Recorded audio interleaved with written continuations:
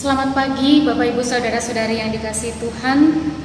Sebelum kita bersama-sama masuk di dalam ibadah minggu pada hari ini, marilah kita bersama-sama mengambil saat hening untuk mempersiapkan hati dan pikiran kita.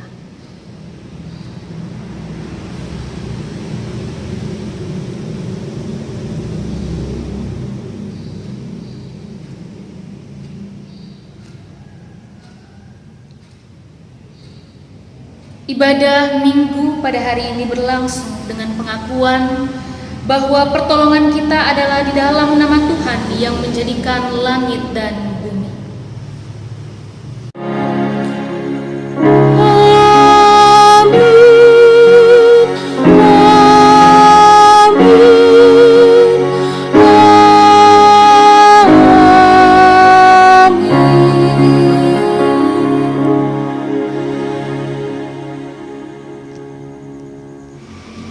Damai sejahtera Allah menyertai kita semua.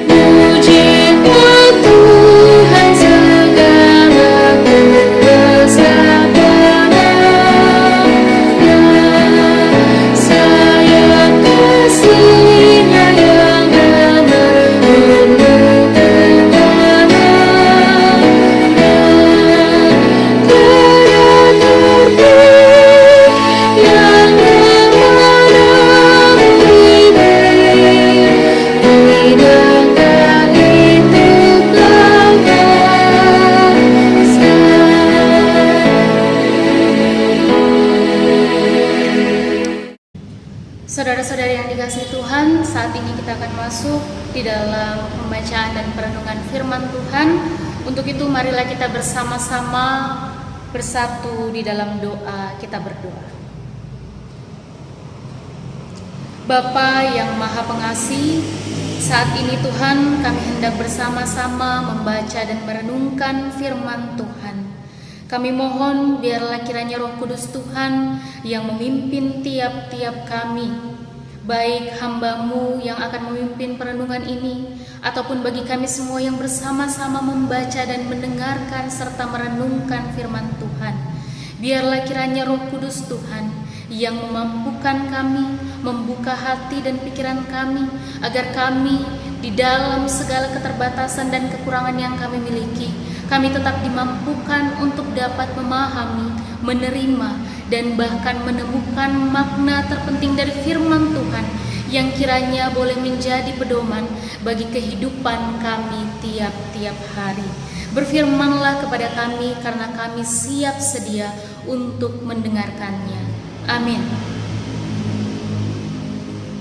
Saudara-saudari yang dikasihi Tuhan, saya mengajak kita untuk membaca firman Tuhan dari Markus pasal 6, Injil Markus pasal 6 ayat 30 sampai 34, kemudian dilanjutkan ayat 53 sampai ayat 56. Markus pasal 6 ayat 30 sampai 34, yang kemudian dilanjutkan ayat 53 sampai 56. Saya akan memimpin kita untuk membacanya bersama. Kemudian rasul-rasul itu kembali berkumpul dengan Yesus dan memberitahukan kepadanya semua yang mereka kerjakan dan ajarkan. Lalu ia berkata kepada mereka, "Marilah ke tempat yang sunyi, supaya kita sendirian dan beristirahatlah seketika."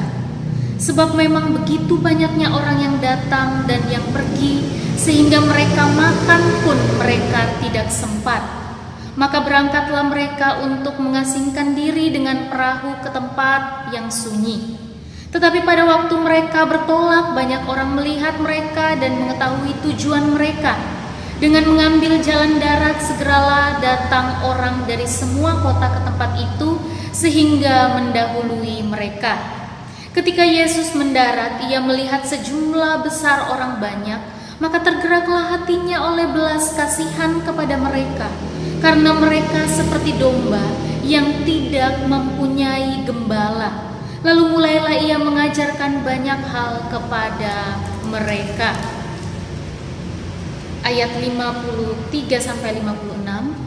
Setibanya di seberang, Yesus dan murid-muridnya mendarat di Genesaret dan berlabuh di situ. Ketika mereka keluar dari perahu, orang segera mengenal Yesus. Maka berlari-larilah mereka ke seluruh daerah itu dan mulai mengusung orang-orang sakit di atas tilamnya kepada Yesus, di mana saja kabarnya ia berada. Kemanapun ia pergi, ke desa-desa, ke kota-kota, atau ke kampung-kampung, orang meletakkan orang-orang sakit di pasar dan memohon kepadanya supaya mereka diperkenankan hanya menjamah jubahnya saja. Dan semua orang yang menjamahnya menjadi sembuh. Demikianlah Injil Yesus Kristus. Yang berbahagia ialah mereka yang mendengarkan firman Tuhan dan yang memeliharanya. Haleluya. Haleluya. Haleluya. Haleluya.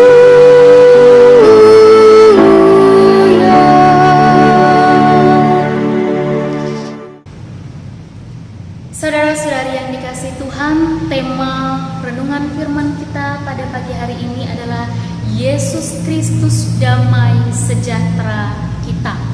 Kata damai sejahtera sendiri, bila saudara-saudari melihat, tidak terdapat di dalam teks Injil yang menjadi dasar bacaan kita pada pagi hari ini.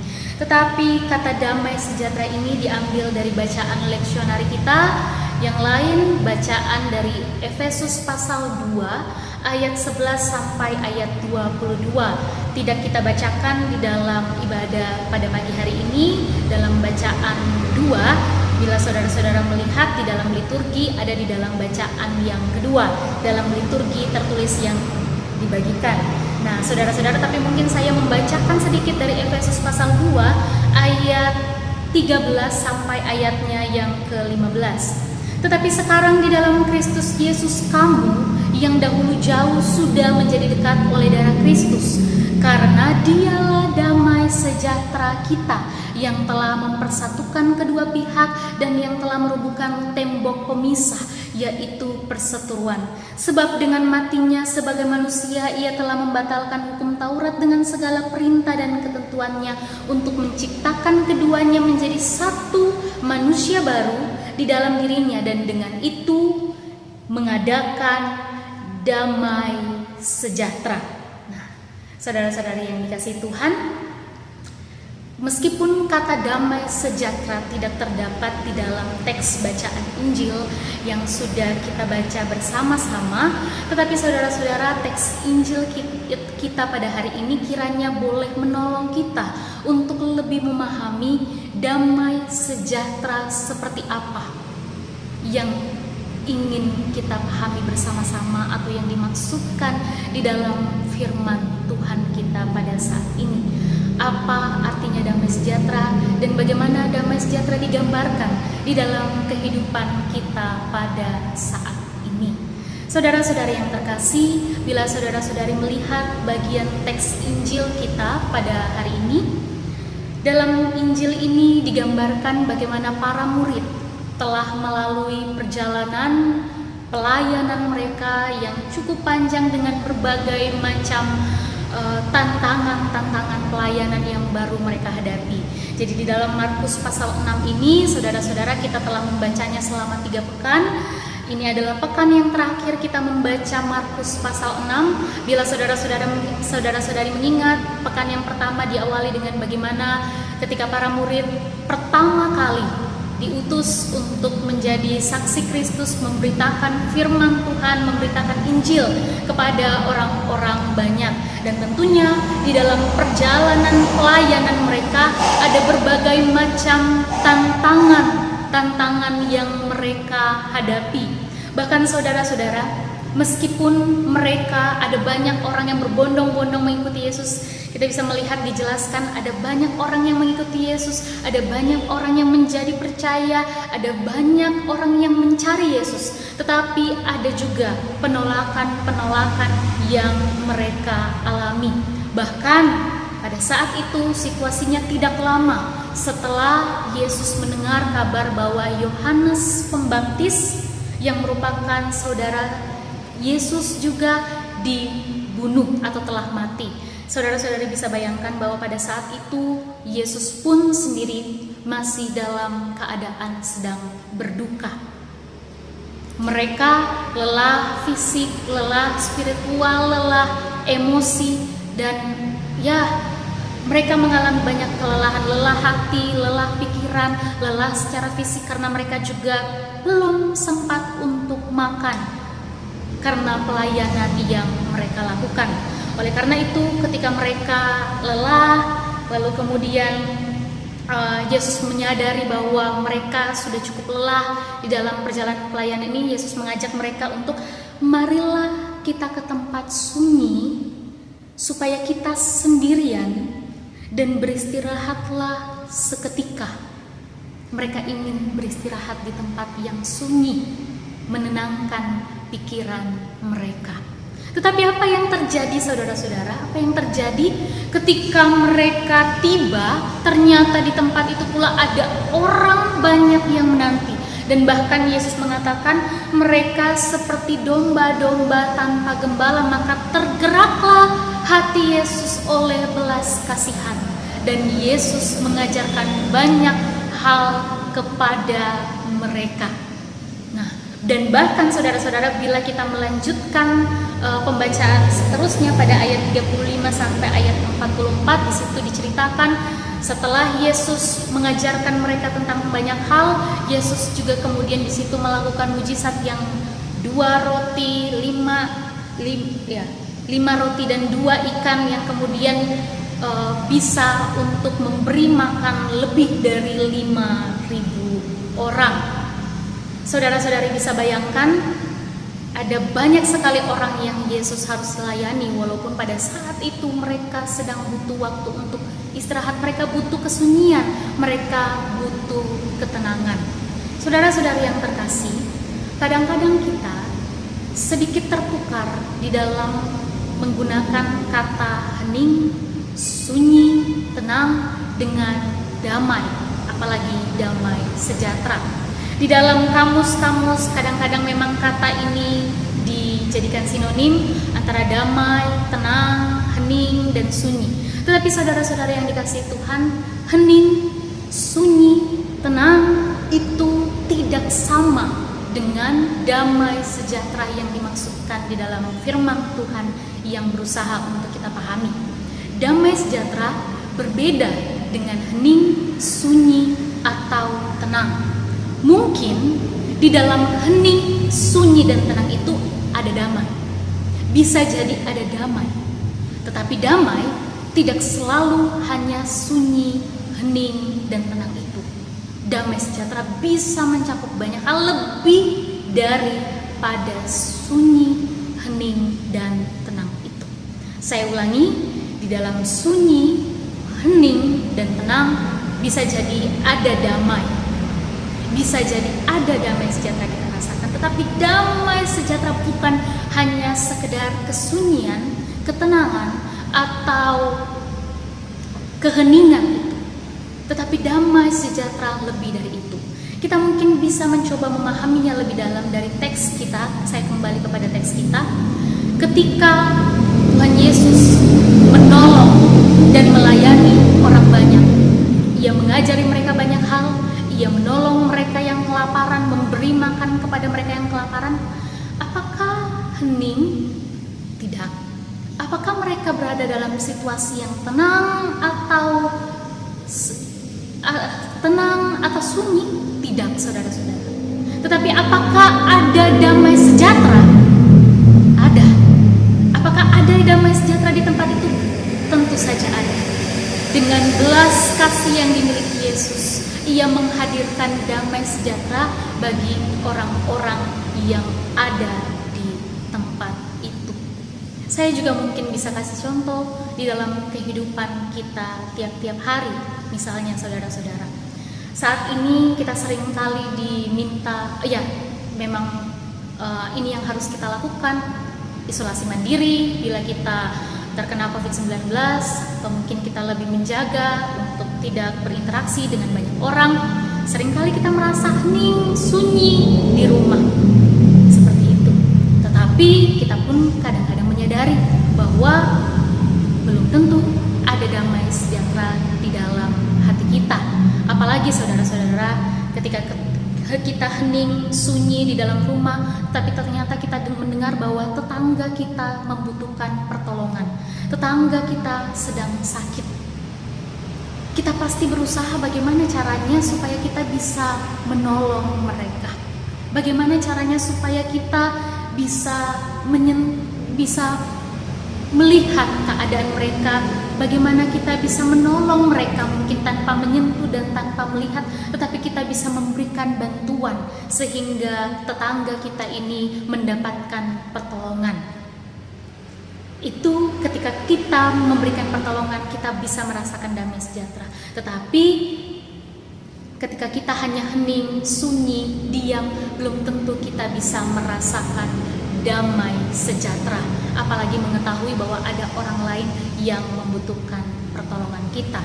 Bisa jadi juga saudara-saudara, misalnya di dalam perjalanan menuju ke gereja, saudara-saudara bertemu dengan orang yang membutuhkan pertolongan, tetapi saudara-saudara harus buru-buru ke gereja, atau mungkin ada kecelakaan di mana kecelakaan itu tidak ada orang yang menolong sama sekali.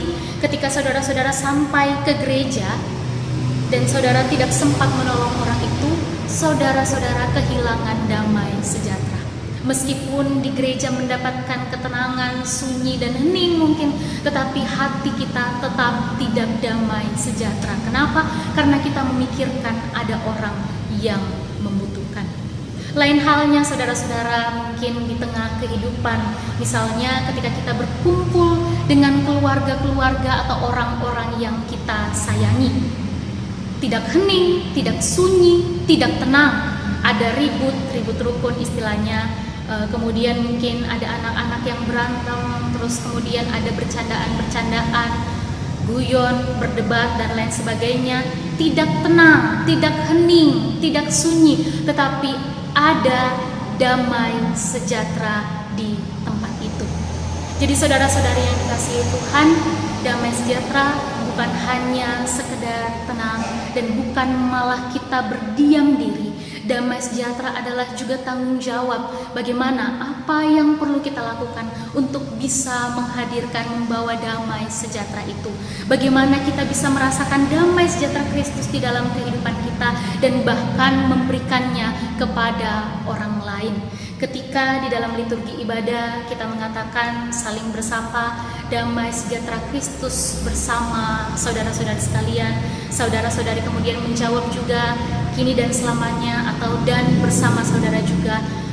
Bukan hanya sekedar kata-kata saudara, tetapi di dalam kata-kata itu ada juga doa, ada juga keinginan, ada juga tanggung jawab bahwa bagaimana di dalam kehidupan kita tidak tinggal diam ketika ada orang yang membutuhkan.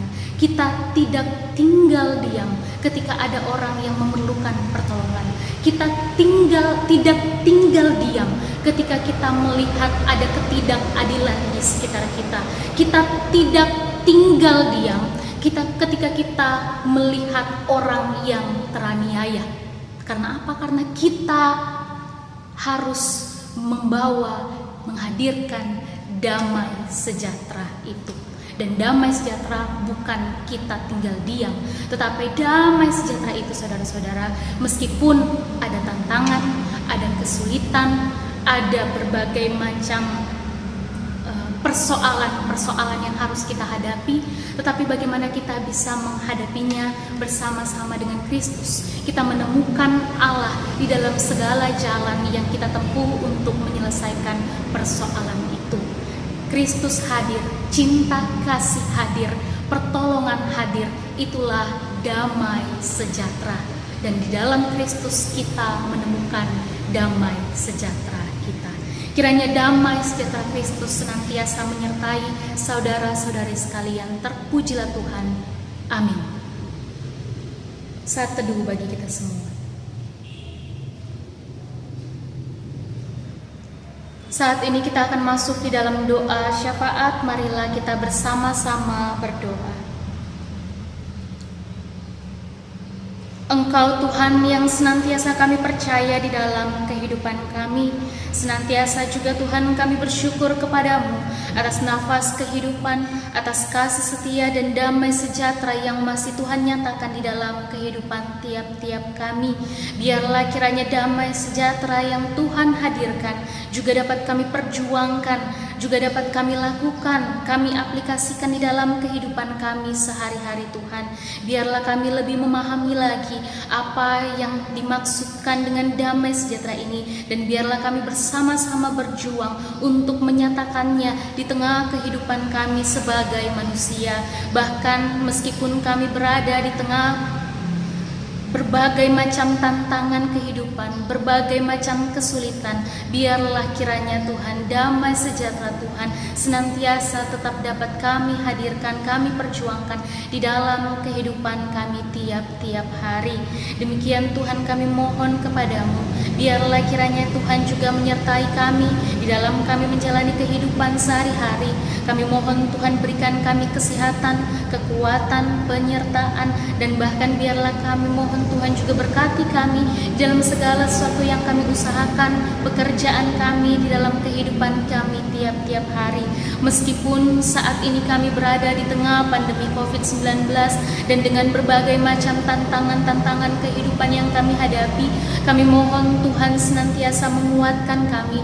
Biarlah kiranya kami boleh menghadapinya dengan penuh ketekunan, dengan penuh ketabahan, kesabaran, dan bahkan biarlah kami senantiasa dapat memperjuangkan cinta kasih di dalam kehidupan kami ya Tuhan. Kami percaya Tuhan yang akan senantiasa mencukupkan kami, dan Tuhan tidak akan pernah meninggalkan kami. Demikian pada saat ini Tuhan, kami secara khusus berdoa untuk setiap orang-orang yang kami kasihi, kami cintai di dalam kehidupan kami. Tuhan, biarlah kiranya Engkau senantiasa memelihara, menjaga, dan merawat mereka. Demikian Tuhan, kami mohon Tuhan senantiasa melindungi dan menjaga anak-anak dan cucu-cucu kami di dalam kehidupan yang mereka hadapi. Bagi mereka yang saat ini masih menempuh studinya, biarlah kiranya Tuhan kuatkan, Tuhan mampukan mereka sehingga mereka benar-benar boleh menyelesaikan studinya dengan penuh ketekunan, dan hasil dari studi itu biarlah kiranya tidak hanya menjadikan mereka menjadi makhluk-makhluk yang berpengetahuan, tapi mereka menjadi makhluk yang penuh karakter yang baik dan bahkan penuh cinta kasih bagi orang-orang di sekitarnya. Untuk kami, anak-anak kami, cucu kami yang sedang berjuang untuk mendapatkan pekerjaan, Tuhan kiranya menerangi jalan kehidupan mereka, memberikan mereka kesabaran. Biarlah kiranya mereka tidak mudah menyerah untuk terus berjuang sehingga mereka boleh mendapatkan pekerjaan yang dapat mereka pertanggungjawabkan, dan pekerjaan yang mampu membuat mereka tetap memuliakan Tuhan di dalam kehidupannya. Kami juga secara khusus berdoa Tuhan untuk Bapak Ibu Adi Yuswo, orang tua kami yang sudah lanjut usia di dalam masa-masa tua yang Tuhan telah anugerahkan bagi mereka. Biarlah kiranya Tuhan tetap berikan mereka kesehatan, kekuatan, dan bahkan Tuhan pelihara mereka senantiasa. Biarlah mereka tetap dapat merasakan sukacita di dalam kehidupannya, penuh rasa syukur kepada Tuhan, dan bahkan mereka boleh menjadi berkat bagi orang-orang di sekitar mereka. Secara khusus pada saat ini Tuhan, kami berdoa untuk warga gereja kami yang sedang dalam kondisi kelemahan tubuh atau yang sedang berjuang dengan penyakit yang mereka miliki. Kami berdoa untuk Bapak Mulyadi, untuk Bapak Petrus Sugito, untuk Ibu Murti Ningsi, untuk Bapak Sutrisno, untuk Ibu Esther Sri Murdati, untuk keluarga Pak Slamet yang sedang sakit, untuk keluarga Ibu Ratika Sari yang sedang sakit, dan untuk Ibu Rini Simintowati yang sedang dalam proses pemulihan melalui radioterapi. Biarlah kiranya Tuhan jamah mereka, biarlah kiranya Tuhan menguatkan mereka di dalam rasa sakit yang mereka alami pada saat ini. Biarlah Tuhan berikan penyembuhan Tuhan, biarlah kiranya melalui obat-obatan, perawatan, penanganan yang mereka terima, semuanya itu Tuhan boleh mendatangkan kesembuhan. Dan bila mereka harus menunggu dan menanti di dalam rasa sakit, biarlah kiranya Tuhan yang senantiasa menguatkan mereka, sehingga mereka dapat terus berpengharapan, beriman teguh, tetap percaya bahwa Tuhan selalu punya rancangan dan rencana yang indah di dalam kehidupan mereka. Demikian Tuhan kuatkan keluarga yang senantiasa mendampingi, agar keluarga pun senantiasa tetap sehat-sehat dan boleh mendampingi dengan penuh cinta kasih dan kesabaran juga. Demikian Tuhan kami berdoa untuk seluruh warga gereja kami, untuk seluruh umat Tuhan yang senantiasa saat ini masih di dalam pergumulan. Biarlah kiranya Tuhan hadir di dalam kehidupan mereka, Tuhan hadir menguatkan mereka untuk segala persoalan-persoalan yang kami miliki di dalam kehidupan kami. Kami percaya Tuhan, Engkau yang menuntun, Engkau yang memimpin kami, sehingga kami boleh menemukan titik terang dan kami boleh belajar setapak demi setapak memahami karya Tuhan di dalam kehidupan kami, terutama ketika kami menghadapi pandemi COVID-19. Tuhan, seluruh umat manusia berjuang, biarlah kiranya Tuhan menguatkan kami semua, dan biarlah kiranya Tuhan menolong kami. Tolong berilah kami belas kasihan-Mu ya Tuhan, sehingga kami boleh mampu melalui semuanya ini, dan bahkan biarlah kiranya kami dapat tetap menjadi orang-orang yang bahkan dapat menghadirkan damai sejahtera di tengah kehidupan kami saat ini. Kepadamu Tuhan kami senantiasa percayakan kehidupan kami hanya di dalam nama Tuhan Yesus Kristus yang telah mengajarkan kami berdoa bersama seperti dalam doa Bapa kami yang kami nyatakan. Demikian kami berdoa. Bapa kami yang di surga, dikuduskanlah namamu, datanglah kerajaan-Mu. Jadilah kehendak-Mu di bumi seperti di surga. Berikanlah kami pada hari ini makanan kami yang secukupnya, dan ampunilah kami akan kesalahan kami, seperti kami juga mengampuni orang yang bersalah kepada kami. Dan janganlah membawa kami ke dalam pencobaan, tetapi lepaskanlah kami daripada yang jahat, karena Engkaulah yang punya kerajaan dan kuasa dan kemuliaan sampai selama-lamanya. Amin.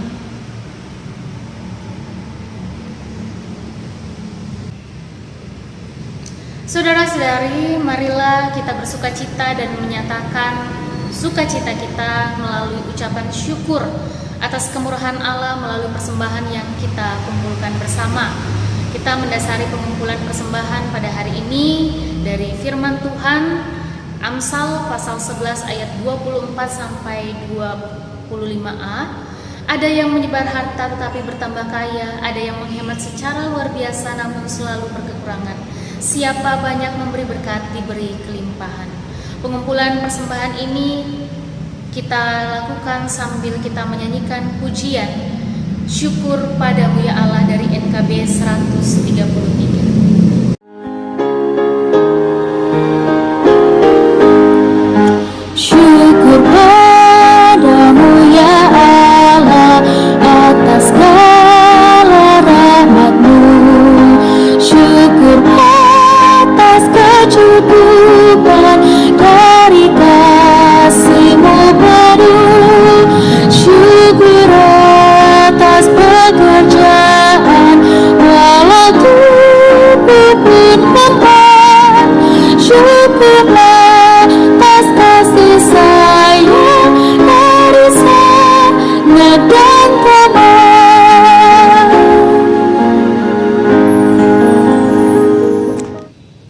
Mari kita berdoa. Syukur padamu ya Allah atas segala berkat, pertolongan, kasih setia Tuhan yang tidak berkesudahan di dalam kehidupan kami. Kami mengungkapkan rasa syukur kami ini juga melalui pengumpulan persembahan yang kami lakukan bersama. Kami mohon biarlah kiranya apa yang sudah kami persembahkan ini dapat digunakan, dapat dikelola dengan baik, dan kiranya boleh menjadi berkat bagi orang banyak, boleh digunakan sebaik-baiknya untuk kemuliaan nama Tuhan.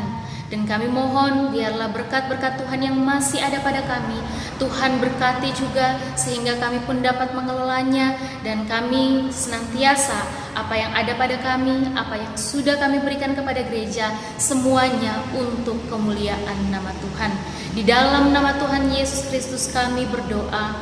Amin.